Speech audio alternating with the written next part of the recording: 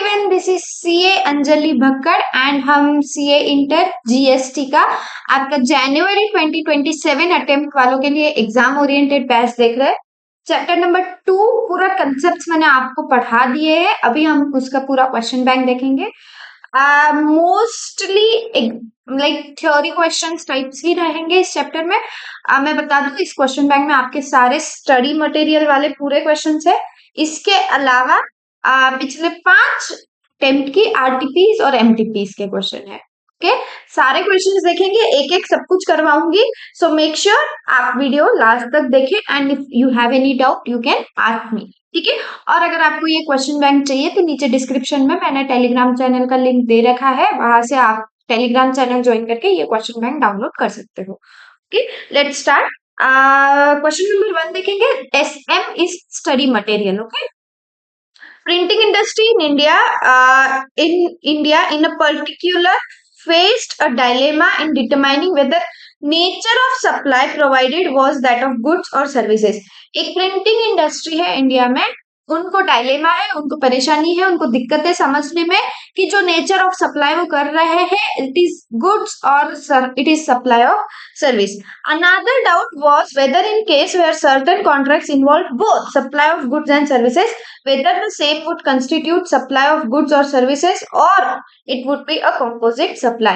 एक डाउट क्या था कि जो नेचर ऑफ सप्लाई है वो गुड्स है या सर्विस है, वो पता नहीं है प्रिंटिंग इंडस्ट्री का। एंड सेकेंड डाउट क्या है उनका उनका ये डाउट है कि हमारे पास में कुछ ऐसे कॉन्ट्रैक्ट्स है जहां supply of goods supply of service दोनों भी इन्वॉल्व है, तो क्या हम इन्हें अलग अलग गुड्स और सर्विस मान ले या एक कॉम्पोजिट सप्लाई इन्हें माना जाएगा। Then what would constitute the principal supply. अगर कॉम्पोजिट माना जाएगा तो प्रिंसिपल सप्लाई क्या रहेगा। ऐसे 3 डाउट्स है। पहला डाउट क्या था, determining whether the nature of supply is goods और सर्विस। ठीक है, सेकेंड डाउट क्या था, दोनों कर रहे हैं वो, तो whether the same would constitute supply of goods और सर्विस और it would constitute composite supply, और अगर कॉम्पोजिट सप्लाई है तो प्रिंसिपल सप्लाई क्या रहेगा। राइट, देखते हैं। It is clarified that supply of books, मैंने आपको चैप्टर पढ़ाते वक्त बताया था, क्या बताया था, कॉन्सेप्ट क्या था, अगर आप प्रिंटिंग करके दे रहे हो तो it will B supply of service, लेकिन अगर आप प्रिंटेड बुक्स एनवेलप्स पैम्पलेट्स जो भी है वो अगर आप सप्लाई कर रहे हो तो it is supply of goods. ठीक है, ये हमने कॉन्सेप्ट में पढ़ा था। अब यहाँ पे पढ़ते हैं। It is clarified that supply of books pamphlets brochures envelopes reports leaflets carton boxes etcetera etcetera with logo, design, name, address or other content supplied by the recipient of such printed goods are composite supplies, and the question whether such supply constitutes supply of goods or service would be determined on the basis of what constitute principal supply। क्या बोल रहे हैं, आप जो भी pamphlet जो भी envelope जो भी रिपोर्ट सप्लाई कर रहे हो along with उस पर प्रिंटेड कुछ लोगो है आपका, कुछ एड्रेस कुछ नेम है, राइट। ठीक है, तो उस केस में उसको कॉम्पोजिट सप्लाई मान लिया जाएगा। अब सप्लाई जो है वो गुड्स का है या सर्विस का है, वो कैसे डिपेंड करेगा, प्रिंसिपल सप्लाई क्या है वो हम देखेंगे। In case of printing of books pamphlets annual reports and the like where only content is supplied by the publisher और person who owns the rights to intangible inputs including paper for printing belong supplying printing content is the principal supply and therefore such supply would constitute supply of service। Printing की service दी जा रही, printing of content दिया जा रहा है। मैंने आपको concept के टाइम पढ़ाया था कि जो प्रिंटिंग वाली एक्टिविटी है that is supply of service. तो यहाँ पे आप जो प्रिंटिंग की सर्विस दे रहे हो that is your supply of service and that printing is your principal supply. का जो प्रिंटिंग है वो प्रिंसिपल सप्लाई है, correct. In case of supply of printed envelopes, लेकिन अगर आप प्रिंटिंग की सर्विस नहीं दे रहे हो, प्रिंटेड एनवेलप्स दे रहे हो, प्रिंटेड लेटर कार्ड्स है, प्रिंटेड बॉक्सेस है, प्रिंटेड नैपकिन है, प्रिंटेड वॉलपेपर्स है, इस ये वाला सप्लाई अगर आप कर रहे हो then that will be your supply of goods and therefore such supply would constitute supply of goods. ठीक है, ठीक है, प्रिंटिंग आपका प्रिंसिपल सप्लाई है, तो this is your supply of service. लेकिन अगर आप प्रिंटेड चीजें बेच रहे हो, ऑलरेडी प्रिंटेड बुक्स है एक्सेट्रा है, this is your supply of goods. And पहले पॉइंट में हमने देखा था कि ये एक कॉम्पोजिट सप्लाई का केस है। Got it? ठीक है, नेक्स्ट क्वेश्चन देखते हैं। क्वेश्चन नंबर 2 क्या बोलता है? Meghraj and company wishes to commence the business of supplying readymade garments within Punjab, एक तो विद इन स्टेट है and in neighbouring states of Delhi and Haryana, मतलब इंट्रा भी है और इंटर स्टेट सप्लाई भी है, right? Kindly state as to what is the taxable event and leviability of GST on the same. Taxable event क्या है इस केस में? टैक्सेबल इवेंट ये कौन सा है इस केस में? मेघराज एंड कंपनी जो रेडीमेड गारमेंट सप्लाई करेगी वो हो गया आपका टैक्सेबल इवेंट, राइट? और विद इन पंजाब जब वो सप्लाई करेगी उस केस में आपका क्या लगेगा? CGST and SGST, correct? And जब नेबरिंग स्टेट्स है जो दिल्ली एंड हरियाणा, यहाँ जब सप्लाई होगा उस केस में आपका लगेगा आईजीएसटी, क्योंकि स्टेट के बाहर सप्लाई हो गया, right? Taxable event under GST supply of goods और सर्विस और both made for consideration in the course और फर्दरेंस ऑफ बिजनेस, ठीक है? CGST and SGST will be levied on intra state supplies, IGST levied on inter state supplies, ठीक है? इन्होंने इतना ही दिया है, अपन आगे की भी डिटेल क्या लिखेंगे, इस क्वेश्चन का आंसर क्या बनेगा, ये तो आपका इंट्रोडक्शन हो गया आंसर का, राइट? आंसर का इंट्रोडक्शन हो गया ये तो।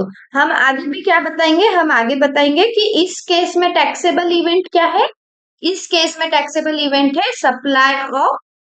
Supply of your readymade garments, ठीक है?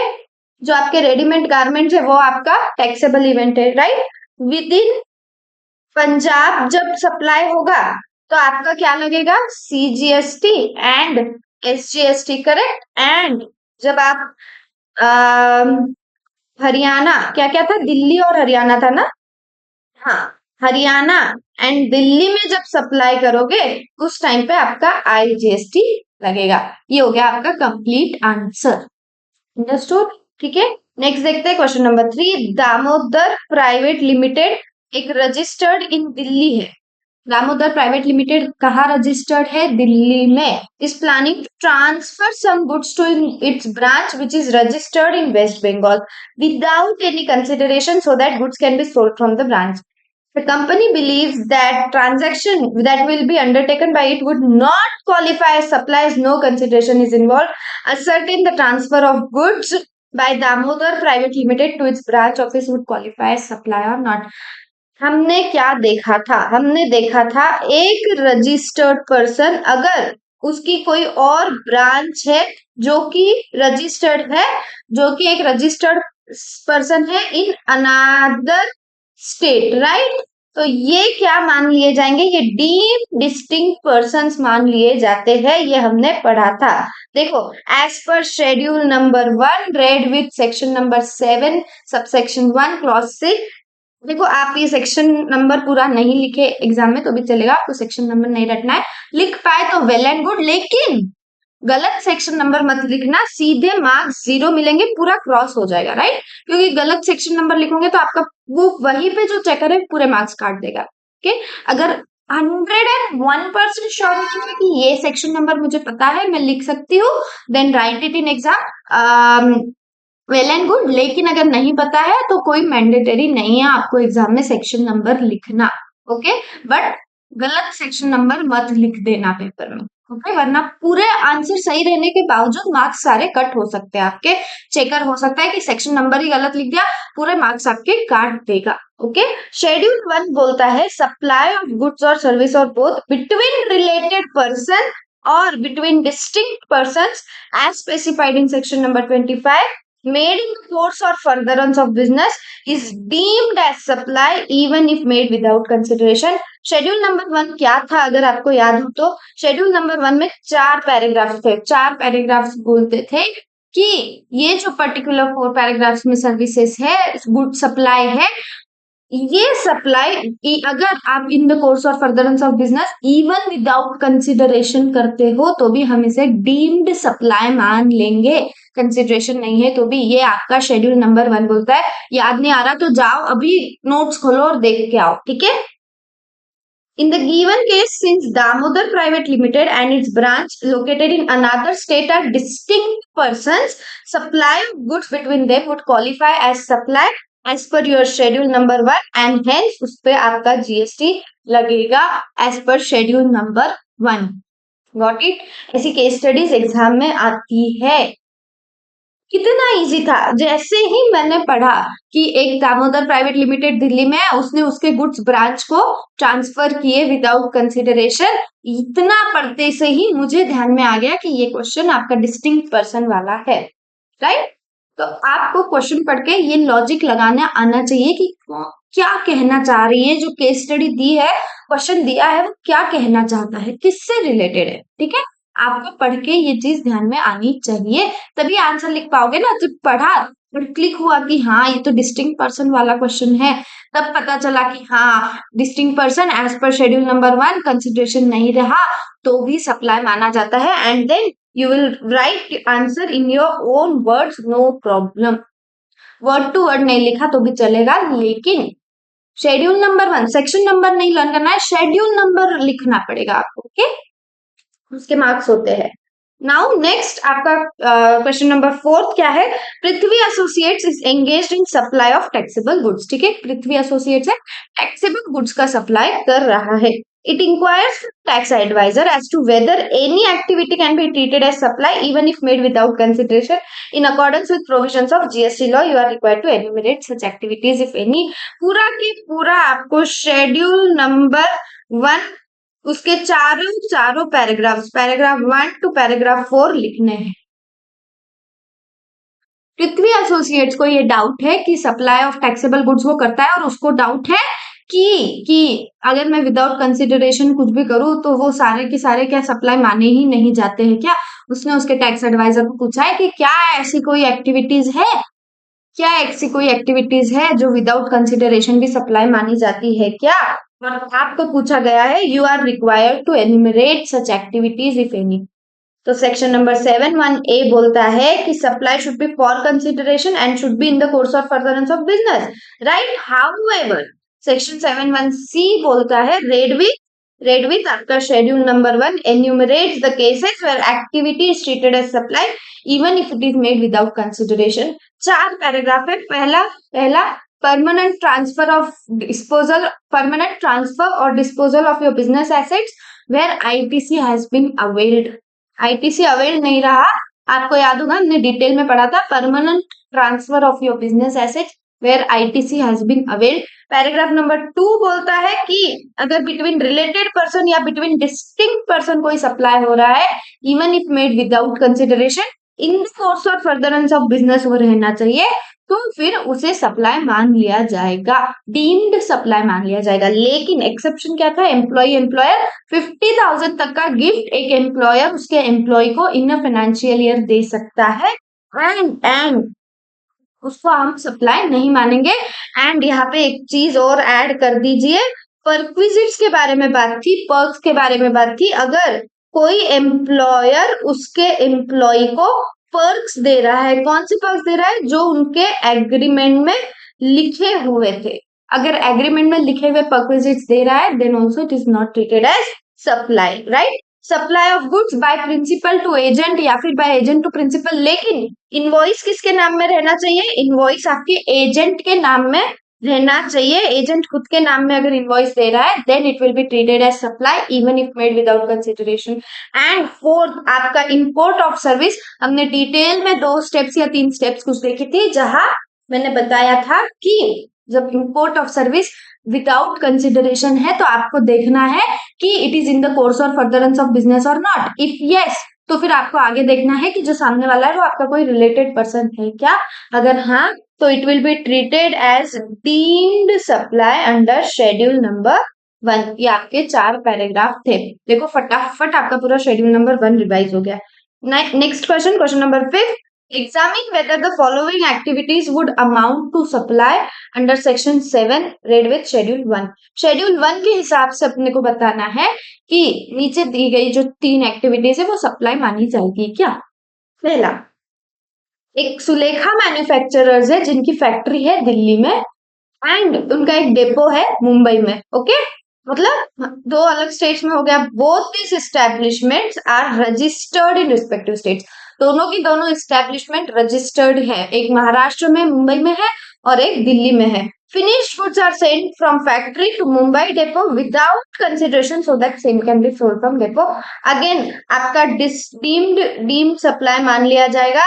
ये डिस्टिंक्ट पर्सन वाला केस हो गया है। Again schedule 1 read with section number 7 whatever a person who has obtained more than one registration whether in one state or union territory or more than one state or union territory shall in respect of each such registration treated as distinct person. In the view of same, factory and depot of Sulekha manufacturers are distinct person. Therefore, supply of goods from Delhi factory of Sulekha to Mumbai depot without consideration but in the course or furtherance of business is treated as supply as per schedule number 1. ठीक है, ठीक है, ठीक है। Schedule 1 के हिसाब से ये सप्लाई मान लिया जाएगा। Next, Raman is an architect in Chennai. Chennai में एक आर्किटेक्ट है। His brother who is settled in London. Brother, हमने क्या देखा था? हमने क्या देखा था? फैमिली की डेफिनेशन देखो, फैमिली के जो मेंबर्स होते हैं वो रिलेटेड पर्सन होते हैं आपस में, राइट? लेकिन जीएसटी में फैमिली की डेफिनेशन आपको पता रहनी चाहिए। कौन कौन आता है? पर्सन, उस पर्सन का, एक मिनट ये हटा दू, डीम सप्लाई हटा दू यहां से। पर्सन, उस पर्सन की spouse and children, spouse and children, ठीक है। इनके अलावा और कौन आता है? इनके अलावा ब्रदर, सिस्टर, पेरेंट्स और ग्रैंड पेरेंट्स इफ डिपेंडेंट। अगर ये लोग डिपेंडेंट नहीं है तो वो फैमिली की डेफिनेशन में नहीं आते। अगर डिपेंडेंट है तो वो फैमिली की डेफिनेशन में आते हैं। ओके, यहाँ पे क्या दिया है? एक आर्किटेक्ट है रमन, चेन्नई में है। उसका एक भाई है जो कि लंदन में सेटल है and he is a well known lawyer. इसका इनडायरेक्ट मतलब क्या है? वेल नोन लॉयर है वो। मतलब क्या ये डिपेंडेंट है रमन पे? क्या ये डिपेंडेंट है? ना जी ना, ये डिपेंडेंट नहीं है। वो खुद एक वेल नोन लॉयर है, मतलब वो खुद लंदन में कमाई कर रहा है। Raman has taken legal advice him from him. एक रिलेटेड पर्सन से इंपोर्ट ऑफ सर्विस ली है, लीगल एडवाइस ली है, दैट इज सर्विस दी गई है। उसके भाई ने उसको सर्विस दी है, करेक्ट? तो इंपोर्ट ऑफ सर्विस ली गई है from his brother for free of cost with regard to family dispute. अब हमें देखना है कि import of service without consideration क्या ये सप्लाई माना जाएगा क्या एज पर शेड्यूल 1? आपको अगर कंसेप्ट याद होगा तो हमने पढ़ा था, रिलेटेड पर्सन अगर है, रिलेटेड पर्सन है विदाउट कंसिडरेशन है, ठीक है। क्या क्या इंपोर्ट ऑफ सर्विस आप कर रहे हो from related person without consideration and in the course और फर्दरेंस ऑफ योर बिजनेस। अगर ये कंडीशंस है तो फिर आप क्या करोगे? उसे सप्लाई मान लोगे, डीम्ड सप्लाई माना जाएगा as per schedule number 1, correct. लेकिन यहाँ पे विदाउट कंसिडरेशन है, करेक्ट। रिलेटेड पर्सन है क्या? नहीं है, वो डिपेंडेंट नहीं है। Brother, sister, parents, grand parents अगर डिपेंडेंट है तो ही फैमिली मेंबर माने जाते हैं जीएसटी लॉ, जीएसटी की डेफिनेशन में, करेक्ट। एंड बिजनेस के लिए लिया है क्या? नहीं, फैमिली डिस्प्यूट है उसके लिए सर्विस ली है। तो क्या बोलते हैं? Schedule 1 read with section number 7 stipulates that import service by a taxable person from a related person located outside India without consideration is treated as supply even if it is provided in the course or furtherance of business. ठीक है, explanation बोलता है कि person shall be deemed to be related if they are members of same family. लेकिन spouse और children आपके हैं, parents, grand parents, brother and sister of person if they are wholly or mainly dependent on said person. In the given case, Raman has received free of cost legal service, मतलब import of service तो हुई है, लेकिन however Raman and his brother cannot be considered as related. क्यों? क्योंकि वो उसका well known खुद एक लॉयर है, so he is not dependent on Raman. आपको क्वेश्चन में भले ही डायरेक्टली ना दिया हो कि डिपेंडेंट है या नहीं है, बट खुद का दिमाग लगाना पड़ेगा कि भाई खुद लंदन में वेल नोन लॉयर है तो वो क्यों ही डिपेंडेंट रहेगा ना उस पर। ठीक है, कॉमन सेंस लगाना पड़ेगा। Further, Raman has taken legal advice for personal matter and not for business. Family dispute की लीगल एडवाइस ली है, राइट? तो तो it will not be treated as supply under section 7 of schedule 1। हम इसे सप्लाई नहीं बोलेंगे। मस्त समझ में आ गया, मक्खन की तरह एकदम क्लियर कट हो गया। प्लीज कुछ डाउट रहा तो पूछना, okay? Would your answer be different in above case? मतलब आपके रमन वाले केस की बात कर रहे हैं। If Raman has taken advice in respect of his business unit in Chennai. ये बोल रहे हैं कि ऊपर इसने किसके लिए लिया था? फैमिली डिस्प्यूट के लिए। अब ये बोल रहे हैं कि क्या आपका आंसर चेंज होगा अगर ये बिजनेस यूनिट के लिए ले रहा है? तो मतलब ये क्या बोल रहे हैं, क्या आपकी बिजनेस वाली कंडीशन इन्होंने सेटिस्फाई कर दी, बट फिर भी हम इसे सप्लाई नहीं ही मानेंगे। क्यों? क्यों नहीं मानेंगे मैम? बिजनेस पर्पस के लिए तो है, वो वो उस पर डिपेंडेंट नहीं है और वो उसका रिलेटेड पर्सन नहीं हुआ, तो हम उसे सप्लाई नहीं मानेंगे। आपकी सारी कंडीशन सेटिस्फाई होनी चाहिए। If Raman has taken advice with regard to business unit, services provided would still not be treated as supply under section 7, as although same are provided in the course or furtherance of business but are provided without consideration and such service has not been received from a related person।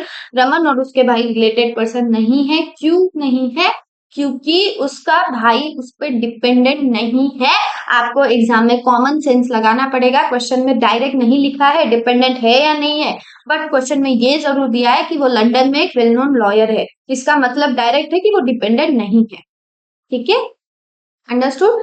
मैं थोड़ा सा आपको हो सकता है ज्यादा ही खींच रही हूँ या स्लो लग सकता है, पॉसिबल है, लेकिन मैं एक भी क्वेश्चन छोड़ना नहीं चाहती, मैं भगाना नहीं चाहती। मैं चाहती हूँ आपको सारे क्वेश्चंस अच्छी से समझे, सारे कॉन्सेप्ट्स अच्छी से पता रहे। ओके, यहाँ तक वीडियो देखे हो तो make sure you like the video and subscribe the channel.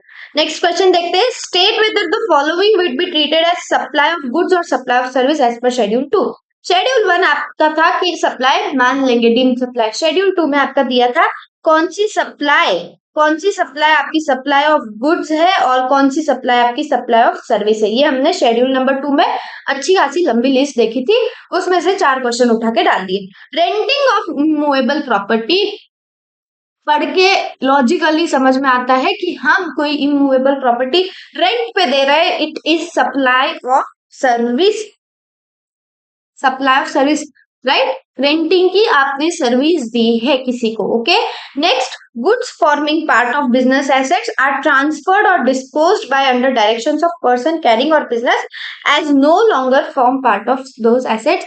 हमने क्या देखा था? हमने देखा था अगर आप आपके बिजनेस के एसेट्स ट्रांसफर कर देते हैं परमानेंटली तो वो हम सप्लाई ऑफ गुड्स मान लेंगे।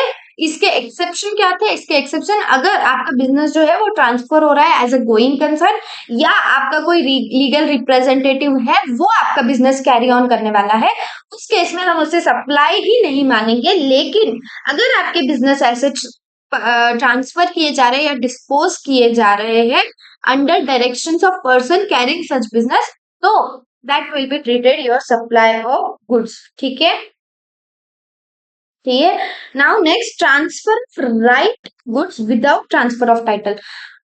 दो चीजें थी, एक आप गुड्स का टाइटल ही दे देते हो, एक आप गुड्स का राइट देते हो किसी को यूज करने के लिए।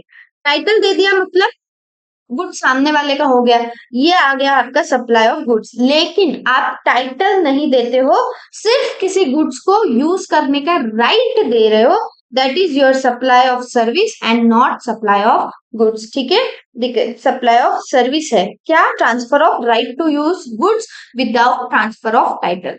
Now next, transfer of title in goods under an agreement which stipulates that property shall pass at a future date। भले ही आपने प्रॉपर्टी का जो पास होने वाला है फ्यूचर डेट पे पास होगी, लेकिन और पेमेंट भी बाद में होगा व्हाटएवर, लेकिन टाइटल आपने ट्रांसफर कर दिया है, और जब टाइटल ट्रांसफर हो रहा है that is supply of goods. ठीक है, अगर टाइटल ट्रांसफर हो रहा है तो it is supply of goods, और अगर राइट ट्रांसफर हो रहा है तो it is supply of service. Understood? ठीक है, नेक्स्ट हम क्वेश्चन नंबर 7 देखेंगे। Determine whether following would be treated as supply of goods और supply of service. Same same फिर से बताना है सप्लाई ऑफ गुड्स है सप्लाई ऑफ सर्विस है, ठीक है। टेम्पररी ट्रांसफर आप कर रहे हो और परमिट कर रहे हो यूज और enjoyment of any intellectual property right. आपके पास में एक इंटेलेक्चुअल प्रॉपर्टी राइट है, उसको आप परमानेंटली कर रहे हो क्या? नहीं, टेम्पररीली ट्रांसफर कर रहे हो या यूज करने की परमिशन दे रहे हो या एंजॉय करने की परमिशन दे रहे हो। किसका किसका? आपके इंटेलेक्चुअल प्रॉपर्टी राइट का। This is your supply of service, this is your supply of service. आप कोई टाइटल उसको ट्रांसफर कर रहे हो क्या? आपके प्रॉपर्टी राइट का नहीं, आपने बस यूज करने की परमिशन दी है, टेम्पररीली ट्रांसफर किया है, it is supply of service. Next, any treatment और process which is applied to another person good. Example क्या था इसका? सॉरी, इसका एग्जाम्पल क्या था? इसका एग्जाम्पल था job work. Another person goods का एग्जाम्पल क्या था? Job work. अगर मेरे पास में कोई गुड्स दे रहा है और मुझे उसके गुड्स पे कुछ तो काम करना है और उसको वापस देना है, तो ये मेरी सप्लाई ऑफ सर्विस है, ठीक है, ये मेरी सप्लाई ऑफ सर्विस है। नेक्स्ट, अगर आप टाइटल इन गुड्स दे रहे हो it is supply of goods, हमने ऊपर ही देख लिया। Next question, question number 8, the goods supplied on hire purchase basis will be treated as supply of service, examine the validity. Hire purchase पे अगर आप कोई गुड्स दे रहे हो तो वो सप्लाई ऑफ सर्विस मान लिया जाएगा। क्या ये वैलिड स्टेटमेंट है? क्या क्या लग रहा है आपको?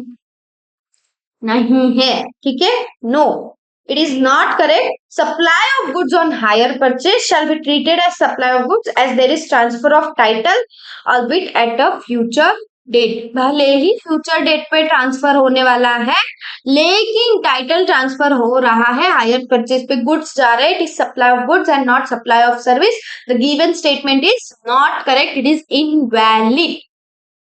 ओके, नेक्स्ट क्वेश्चन हम देखेंगे। Examine whether the activity of import of service in following independent cases would apply to supply would amount to supply under section 7। क्या बोल रहे हैं? फिर से आपका शेड्यूल नंबर 1 पैराग्राफ नंबर 4 आ गया, इंपोर्ट ऑफ सर्विस वाला। अलग अलग केसेस दी है, बताना है कि ये सप्लाई ऑफ सर्विस माना जाएगा या नहीं, ठीक है। क्या है? Miss Shrinidhi Kaushik received interior decoration services for her residence located in Bandra, Mumbai from Mr. Rakel of Sydney, Australia. The amount paid for said service is 5,000 Australian dollar. क्या है? एक इंडिया की है, कोई तो कौशिक, राइट? एक इंडिया की है कौशिक, इंपोर्ट ऑफ सर्विस ली है, कहां से ली है? ऑस्ट्रेलिया से, correct. Import of interior decoration service ली है ऑस्ट्रेलिया से, पर्सनल पर्पस के लिए है, करेक्ट। बिजनेस के लिए है क्या? नहीं है, पर्सनल पर्पस के लिए है। नेक्स्ट, कंसिडरेशन दिया है क्या? हाँ, 5,000 ऑस्ट्रेलियन डॉलर दिए है ना। तो जब कंसिडरेशन है तो डजंट मैटर वो पर्सनल पर्पस के लिए या बिजनेस पर्पस के लिए है। आपने सप्लाई लिया है, सप्लाई हुआ है, कंसिडरेशन है, it is supply. Like miss supply under section includes import of service for consideration even if it is not in the course or furtherance of business. Thus, although import of service by Kaushik Sriniti is not in the course or furtherance of business as it is availed in respect of her residence, मतलब personal purpose के लिए है, still it would amount to supply as per schedule 1. क्यों भले ही business purpose के लिए नहीं है, लेकिन जब import of service with consideration है तो आप नहीं देखोगे कि बिजनेस पर्पस है या नहीं है। जब विदाउट कंसिडरेशन है ना, जब विदाउट कंसिडरेशन है तो आप देखोगे रिलेटेड है क्या, उसके बाद में बिजनेस पर्पस है क्या, ये चीजें आप विदाउट कंसिडरेशन के टाइम पे देखोगे। अगर कंसिडरेशन है तो फिर डजंट मैटर बिजनेस पर्पस है या रिलेटेड पर्सन है या नहीं है, whatever, it will be treated as supply as per schedule number 1. Got it? ठीक है। नेक्स्ट, अगेन श्रीनिधि कौशिकी है, received interior decoration from her for her residence located in Bandra, Mumbai from her brother Varun residing in Australia who is wholly dependent on Srinidhi. Further, Srinidhi did not pay any consideration for the said service. Dependent brother is family member, मतलब श्रीनिधि कौशिक और उसका जो भाई है ये दोनों अब related person हो गए हैं। रिलेटेड पर्सन से इंपोर्ट ऑफ सर्विस ली, भले ही कंसिडरेशन है या नहीं है डजेंट मैटर, लेकिन क्यों ली? For residence located in Bandra. Business purpose है क्या? नहीं। रिलेटेड पर्सन है हाँ, बट बिजनेस पर्पस है नहीं। Again, it will not be treated as supply. In the given case, has received interior from brother in view of section 9 above, Srinidhi and brother shall be considered as related. क्यों? क्योंकि उसका भाई उस पर dependent है। However, Srinidhi has taken decoration service for residence and not in the course or furtherance of business. Consequently, services provided by brother to her would not be treated as supply as per Schedule 1, Section number 7. नहीं, क्योंकि business purpose नहीं था. Next, will your answer change if Srinidhi has taken service with regards to her business premises? अब case number 3 में related person है, हाँ है, उसका भाई उस पर डिपेंडेंट है, राइट, बिजनेस पर्पस के लिए है, हाँ है। Now it will be treated as supply as per schedule 1 section number 7, correct. Next question, Dumdum electronics has sold following electronic items to Akbar retail store. ये चीजें बेची गई है, दमदम इलेक्ट्रॉनिक्स ने बेची है, किसे? अकबर रिटेल स्टोर को बेची है, ठीक है।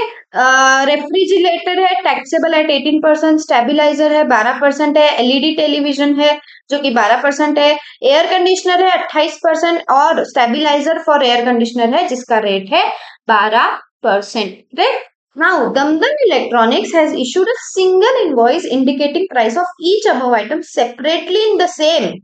एक इनवॉइस इशू किया है और उस एक इनवॉइस में सारी की प्राइसेस लिखी हुई है। Uber has given a single check of 1 lakh rupees, एक ही चेक दिया गया है, मतलब ये सारी चीजें एक साथ में परचेस की गई है 1 लाख रुपए के लिए। For all the items as composite discounted price, state the type of supply and rate of tax applicable. ये कौन सा केस हो गया, ये कौन सा क्वेश्चन आ गया? ये है आपका composite versus mixed supply. If you remember, this is your case of composite versus mixed supply. एक मिनट देना, सॉरी। तो हम कहा थे क्वेश्चन नंबर 10 पे थे, हम composite versus mixed supply का क्वेश्चन देख रहे थे, राइट, जहां दमदम इलेक्ट्रॉनिक्स ने ये सारे आइटम सेल किए थे जिसका एक सिंगल इनवॉइस दिया गया था और उस इनवॉइस पे सबका एक रेट लिखा हुआ था, एक का आइटम, एक आइटम का प्राइस लिखा हुआ था। एंड जो अकबर रिटेल स्टोर है उसने एक चेक दिया 1 लाख का फुल पेमेंट, एक ही चेक में सारे इसका किया है, सारे आइटम्स का किया है। अब क्वेश्चन पूछ रहा है कि ये कौन सा सप्लाई का केस है, कॉम्पोजिट है या मिक्स्ड है, ठीक है। हमको पता है composite supply naturally bundled, mix supply not naturally bundled. Tax rate कैसे डिटरमाइन होती है? कॉम्पोजिट सप्लाई में जो प्रिंसिपल सप्लाई आपका मेन सप्लाई है, राइट, उसका जो टैक्स रेट है वो सब पे टैक्स रेट लगेगा। मिक्स सप्लाई में आपका हाईएस्ट वाला जो टैक्स रेट होता है वो लगता है, करेक्ट। एक मिक्स सप्लाई में हमने एक्सेप्शन पढ़ा था, क्या एक्सेप्शन पढ़ा था? अगर आपके पास में हर आइटम का डिफरेंट प्राइस है लिखा हुआ तो आप रिस्पेक्टिव रेट्स लगाओगे, ये एक्सेप्शन था, राइट, ठीक है। In the given case, the items supplied by Damdam are not naturally bundled. मेरे को बताओ, रेफ्रिजरेटर, टेलीविजन, एसी का स्टेबिलाईजर, रेफ्रिजरेटर का स्टेबिलाईजर, क्या ये सब नेचुरली बंडल है? नहीं, it is clear that Chiarite is not naturally bundled in the ordinary course of business, therefore such supply is not a composite supply. और अगर composite supply नहीं है तो ये कौन सा केस हो गया? mixed supply का केस बन गया आपका। Further, although Akbar has paid a composite discount check for these goods, लेकिन Dumdum has not charged a single price. भले ही अकबर ने एक चेक दिया हो लेकिन दमदम ने क्या सिंगल प्राइस चार्ज किया है क्या? नहीं, उसमें इनवॉइस ने price of each above item separately लिखा था इनवॉइस में। Hence, therefore, said supply is not a mixed supply. Supply of these goods is therefore supply of individual item which are taxable at respective rates applicable मतलब आप refrigerator को उसका respective 18% लगाओगे, stabiliser को 12, LED television 12, AC 28 और stabiliser of AC को आप 12% पे टैक्स रेट उनका रिस्पेक्टिव लगाओगे। हाईएस्ट टैक्स रेट 28 जो इसमें आपको दिख रहा है, हाईएस्ट टैक्स रेट आप लगाओगे क्या? नहीं नहीं, क्यों? क्योंकि हर आइटम की सिंगल प्राइस चार्ज की है दमदम इलेक्ट्रॉनिक्स ने, खुला लिखा है कि सिंगल इनवॉइस दिया है indicating price of each above item separately, clearly दिया है। अंडरस्टूड? ठीक है, ठीक है, ऐसे क्वेश्चंस एग्जाम में आते हैं। नेक्स्ट, कितना इजी है, कितना इजी है ना? इजी, सच्ची बताओ, है ना इजी? ठीक है, next question. Manikaran, registered supplier of Delhi, Manikaran एक दिल्ली का सप्लायर है। He supplied 20,000 packages at 30 rupees each to Mukhija gift shop in Punjab. Delhi से पंजाब गया, दिल्ली से पंजाब गया, कौन सा सप्लाई हो गया? इंटर स्टेट हो गया, राइट? क्या लगेगा? आईजीएसटी लगेगा। क्वेश्चन पढ़ते से आपको ये सारी चीजें माइंड में आनी चाहिए कि हाँ एक रजिस्टर्ड पर्सन है, सप्लाई कर रहा है, कहाँ से? दिल्ली से कर रहा है, किसको कर रहा है? पंजाब कर रहा है। क्या कर रहा है? क्या कर रहा है? 20,000 पैकेजेस ऑफ 30 ईच, कोई गिफ्ट शॉप है उसको सप्लाई हो रहा है। ठीक है, each package consist of 2 chocolates, 2 fruit juice bottles and a package of toy balloons. मेरे को बताओ चॉकलेट, फ्रूट जूसेस और टॉय बलून्स क्या अलग अलग मिलते हैं मार्केट में? हाँ मिलते हैं। क्या ये in the normal course of business साथ में बेचे जाते हैं? नहीं बेचे जाते हैं। तो क्या ये आपका कॉम्पोजिट सप्लाई का केस है? नहीं। Correct? Determine the rate of GST applicable in the given case, assuming rate of GST to be under. Chocolate का रेट आपका 18 है, जूसेस का 12 है और टॉय बलून्स जो है उसका 5 है। ये जीएसटी रेट्स आपको क्वेश्चन में दी गई है। आपको बताना है कि कौन सा रेट एप्लीकेबल है। सबसे पहले तो आपने क्या किया? पहले तो आपने देखा कि ये कॉम्पोजिट सप्लाई का केस नहीं है, ये आपको पता चल गया। करेक्ट? तो फिर आपने नेक्स्ट चीज क्या देखी? क्या प्राइस अलग अलग चार्ज की है क्या? नहीं, ऐसा कुछ लिखा ही नहीं है क्वेश्चन में कि प्राइस अलग अलग चार्ज की है। करेक्ट? और हर चीज का रिस्पेक्टिव जीएसटी रेट आपको दिया है और बोला है कि कौन सा रेट लगेगा। सो ये मिक्स्ड सप्लाई का आपका केस हो गया, और मिक्स्ड सप्लाई में कौन सा जीएसटी रेट लगता है? हाईएस्ट टैक्स रेट लगता है। तो आपके कंप्लीट सप्लाई पे 18% ऑफ जीएसटी लगेगा, कंप्लीट सप्लाई पे। अंडरस्टूड? ठीक है, देखो, as per section number 274, mix supply means 2 or more individual supplies or any combination thereof made in conjunction with each other by a taxable person for a single price where supply does not constitute a composite supply. Mix supply का definition दिया गया है, right? Supply of package containing chocolate, fruit juice bottles and toy balloon is mix supply case, और highest rate of tax उस पर लगता है। Thus, in the given case, supply of package treated as supply of chocolate. क्यों? Since it attracts highest rate of tax and the rate of GST applicable would be rupees 20,000 into 30, that is 6 lakh पे 18% GST rate applicable है। Got it? ठीक है, next question देखेंगे। गगन engineering private limited है, registered है हरियाणा में। ठीक है, मेंटेनेंस रिपेयर सर्विसेज देता है, सप्लाई ऑफ सर्विस है for heavy steel machinery for carrying repair work. जो गगन इंजीनियरिंग है sends its container trucks equipped with items like repair equipment, consumable tool parts etcetera from Haryana workshop to its own repairing centres which are registered under GST law located in other states across India and being bought or being repaired. Discuss the leviability of GST on interstate movement of trucks from the workshop of Gagan in Haryana to its own repairing centers located across India. ये कौन सा case हो गया? अगर आपको याद है concepts में, नहीं याद है तो जाके कॉन्सेप्ट नोट्स देखो। कॉन्वेयंस वाले केस हमने देखे थे कि जहां आपके ट्रक्स या जो भी लॉरीज है, जो भी वेसल्स है, जो भी आपके कन्वेयंस आप एक जगह से दूसरी जगह भेजते हो उस केस में जीएसटी एप्लीकेबल होता है या नहीं होता है। अगर आपको याद नहीं है तो प्लीज कॉन्सेप्ट नोट्स जाके देखो, अगर कॉन्सेप्ट याद नहीं आ रहा है तो। मैं ये नहीं बोल रही कि आपको आंसर लिखते आ जाना चाहिए, मैं ये बोल रही हूँ कि क्वेश्चन पढ़ के कॉन्सेप्ट याद आना चाहिए कि ये क्वेश्चन किस कॉन्सेप्ट रिलेटेड है, वरना कैसे आंसर लिख पाओगे, राइट? ठीक है। एंड हो सकता है पहली ही बार में क्लिक ना हो, लेकिन जब आपको नहीं क्लिक होता है इसका मतलब आपने लेक्चर अच्छे से सुना नहीं है, रिवाइज किया नहीं है खुद से, कॉन्सेप्ट अच्छे से आपको क्लियर हुए नहीं है अभी तक। पहले जाओ कॉन्सेप्ट क्लियर करो, उसके बाद क्वेश्चन प्रैक्टिस पे आओ। ठीक है, सोल्यूशन देखते हैं। As per section 25 subsection 4, person who has obtained more than one register whether in a state or union territory or more than one state or union territory shall in respect of such register be treated as distinct person। एक person का अगर एक से ज्यादा registration है, चाहे उसी state में हो या किसी दूसरे स्टेट में हो या उसी यूनियन टेरिटरी किसी और यूनियन टेरिटरी कहीं पे भी हो, लेकिन each such person would be treated as distinct person.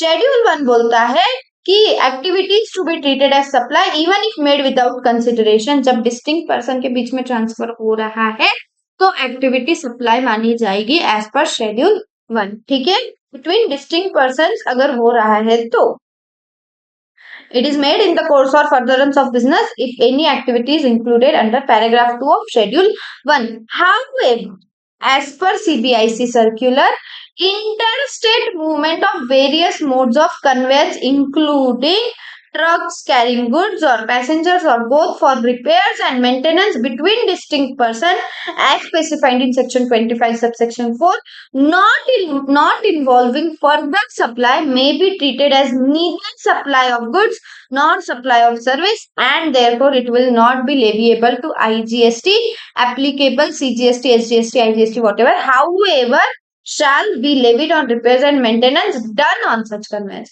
Thus, in the given case, interstate movement of trucks from workshop of Gagan located in Haryana to repair centers located in other state is neither supply of goods nor supply of service. आपको अगर नहीं समझा तो मैं फिर से यहाँ पे बताती हूँ।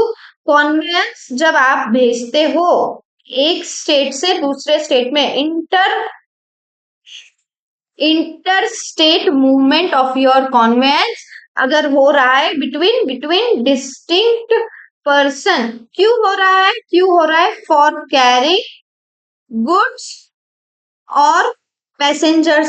एक एक्सेप्शन क्या है, ये फर्दर सप्लाई के लिए नहीं जाना चाहिए, फर्दर सप्लाई नहीं होना चाहिए। ठीक है, फर्दर सप्लाई के लिए नहीं जा रहा है। गुड्स और कैरिंग पैसेंजर्स वाले जो भी ट्रांसपोर्ट है कॉन्वेंस है वो इंटरस्टेट मूवमेंट हो रहा है इधर फॉर रिपेयर्स और मेंटेनेंस और for carrying goods and passengers. This thing is neither treated as supply of goods neither treated as supply of service, मतलब ये सप्लाई नहीं है और इस पर जीएसटी नहीं लगता। हाउएवर जब आप रिपेयर एंड मेंटेनेंस के लिए देते हो तो उस पर जीएसटी लगता है। क्यों जो रिपेयर एंड मेंटेनेंस सर्विस दे रहा है वो जीएसटी लेगा, तब जीएसटी लगता है।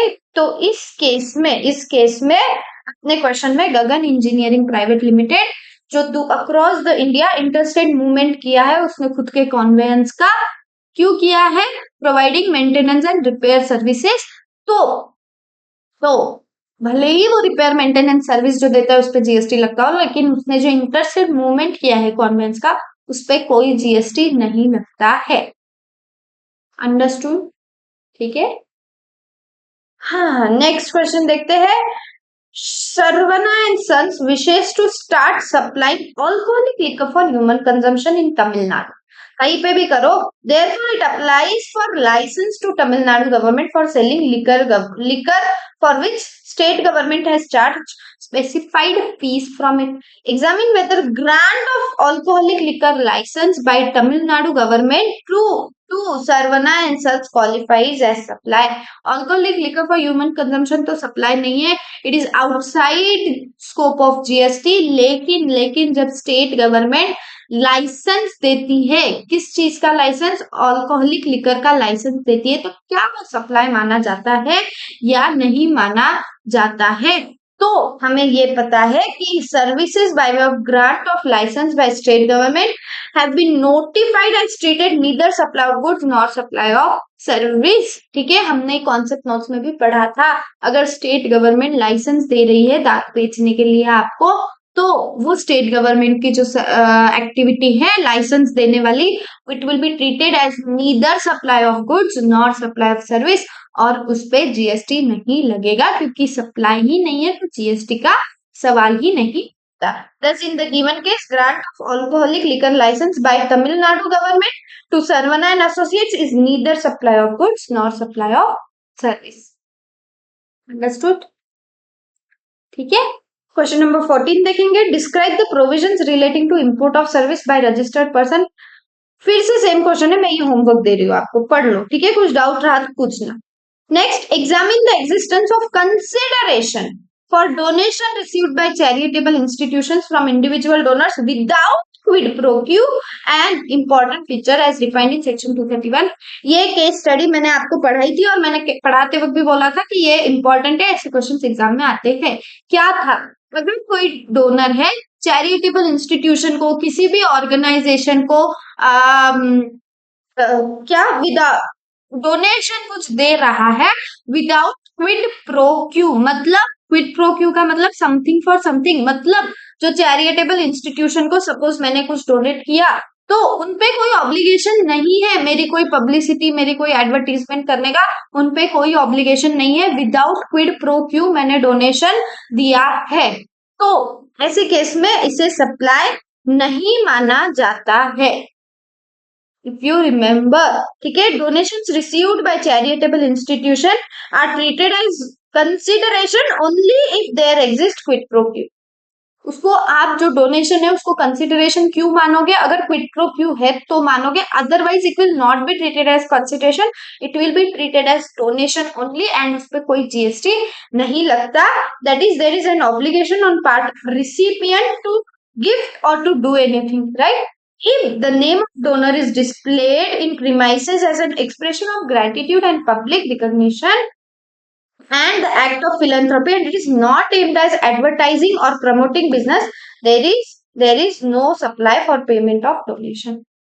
क्विड प्रो क्यू नहीं है तो आप उसे कंसिडरेशन नहीं मानोगे, कंसिडरेशन नहीं मानोगे और उसको वो सप्लाई नहीं माना जाएगा. लेकिन अगर क्विड प्रो क्यू है मतलब जिसको डोनेशन मिल रहा है उस पे ऑब्लिगेशन है. क्या ऑब्लिगेशन है? कुछ गिफ्ट देने का, कुछ पब्लिसिटी, कुछ एडवर्टीजमेंट करने का.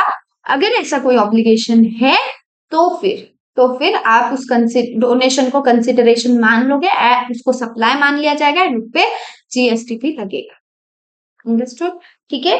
Next question, examine whether following activities would amount to supply as per schedule 1.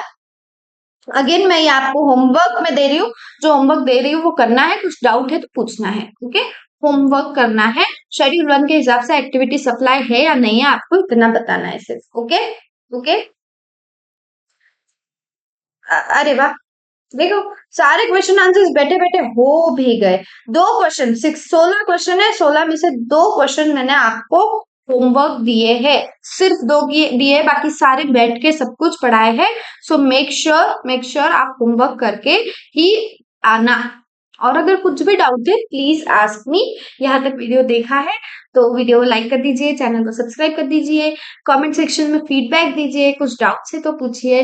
मैं अवेलेबल हूँ, मैं सब कुछ सॉल्व करूंगी, सारे डाउट्स भी सॉल्व करूंगी. कुछ और इश्यूज, कुछ और डाउट्स है आप वो भी पूछ सकते हो. ठीक है, टेलीग्राम चैनल ज्वाइन कर लीजिए, वहां से सारे कॉन्सेप्ट नोट्स और क्वेश्चन बैंक आप डाउनलोड कर सकते हो. सब कुछ फ्रीली है, लेक्चर्स भी फ्रीली है, क्वेश्चन बैंक फ्रीली है, कॉन्सेप्ट नोट्स फ्रीली है. Make sure you study properly. ठीक है, सिर्फ एक डिसिप्लिन ऐसी चीज है जो मैं आपको नहीं दे सकती हूँ, वो खुद में ही खुद को आपको लाना पड़ेगा। बाकी सब मैं कर सकती हूँ, मैं पढ़ा सकती हूँ, कॉन्सेप्ट नोट्स प्रोवाइड कर सकती हूँ, क्वेश्चन बैंक प्रोवाइड कर सकती हूँ। मेरा मेन मोटिव, मुझे टीचिंग बहुत ज्यादा पसंद है और मैं चाहती हूँ कि हर कोई बस क्लियर कर जाए। ठीक है, प्लीज बी डिसिप्लिन, अच्छी से पढ़िए एंड अगर अच्छा लगा हो तो प्लीज फीडबैक दे दीजिए। ठीक है, मिलते हैं हम अगले चैप्टर में। All the best till that and bye bye. Thank you so much.